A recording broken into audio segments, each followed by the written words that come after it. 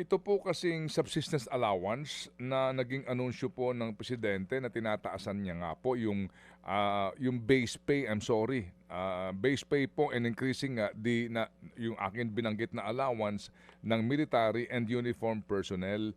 Dito po sa executive order ng presidente, ang sinasabi niyang funding, Section 5, the amounts necessary to implement the increase in the base pay and subsistence allowance in fiscal year 2026 shall be charged against any available appropriations under nga itong GAA natin.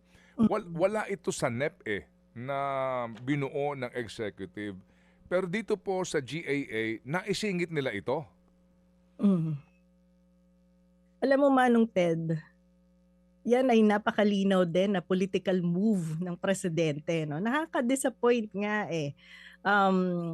Hindi lang yan dun sa paghahanap ng pondo, kundi ano ba yung implikasyon ng ginawang pagtataas na to sa overall budget ng gobyerno. Kasi pag sinabing any fund, no, pwede rin naman yung mangutang na naman ang gobyerno para mapondohan yung adjustment ng base pay na yan. Bakit negative yung reaction ko dito? Dapat natutuwa tayo, tataas ang sweldo ng ating military.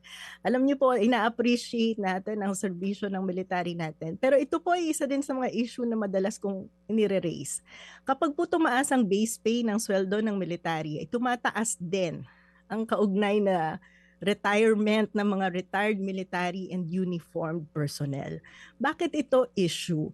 Issue po ito kasi unlike tayong mga ordinaryong mamamayan na nagbabayad ng SSS contribution natin, GSIS contribution natin, ang military and uniformed personnel ay walang hiwalay na pondo para sa kanilang retirement. Yan po ay kinukuha sa budget. And para po sa awareness ng lahat, halos kalahati ng budget ng halimbawa DND ay napupunta sa pagpupondo lang ng retirement fund ng military. Kaya nga po may hiwalay pang entry for modernization kasi hindi na sapat yung budget ng DND para isulong yung upgrading ng military natin.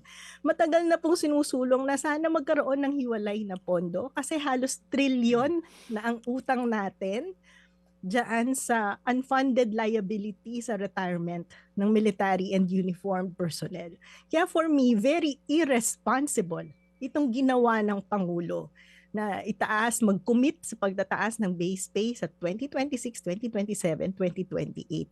Bakit ko po ito, bibigyan ko kayo ng konkretong halimbawa. Halimbawa, si Senator Bato, nag-retire siya, diba? So ang retirement po niyan ay siguro umaabot na dahil siya isang general. Pag tumaas ang sweldo ng mga general ngayon, tumataas din ang pensyon niya bilang general. So lahat ng generals na naka-retire ngayon, tataas lahat ng pensyon niyan. Hindi po sila nagkaroon ng contribution for their retirement unlike regular people like us. Lahat na yan ay pinopondohan mula sa General Appropriations Act.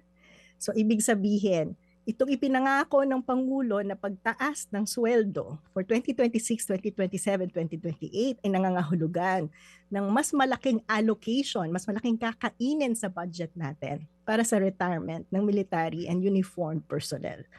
Wala po tayong issue na itaas yan. Ang issue lang natin ay kailangan siguraduhin. Sustainable naman yan. May pondo na pagkukunan. Sa totoo lang po, ng mga nakakaraang taon na ginawang pag-increase, yan po ay inutang pa ng gobyerno para mabayaran. So kaya po siguro ang memo ng Pangulo ay malabo kung saan kukuhanin ng pondo. Hahanapan yan kung saan kukuhanin. Dahil siguro naman alam ni Secretary Recto at pinag-aralan nila. No? Ito nga po yung magandang challenge siguro, Manong Ted. Ipapaliwanag yun naman kay Secretary Recto saan nila kukuhanin talaga yung pondo. At napag-aralan ba nila yung implikasyon ng 3 years na increase na yan at ano yung magiging implikasyon sa budget natin overall at saan kukuhanin, magkano yung magiging dagdag na gasto sa gobyerno dahil dyan sa increase ng base pay ng military and uniform personnel at sustainable ba yung ginagawa nila. Mga kapatid, brothers and sisters, saan ka pa? Dito na tayo sa totoo. Dito na tayo sa True FM. Mga kapatid, mag-subscribe and follow po kayo sa social media accounts ng True Network PH. Yan po kami. Hanapin nyo lang True Network PH, Facebook, Instagram, YouTube, TikTok, and podcast. Mapa Apple or Spotify man yan, mahahanap nyo kami. Lahat ng mga napapanood at napapakinggan nyo po sa programa, nasa social media accounts namin yan. So, paano mga kapatid? See you sa social media!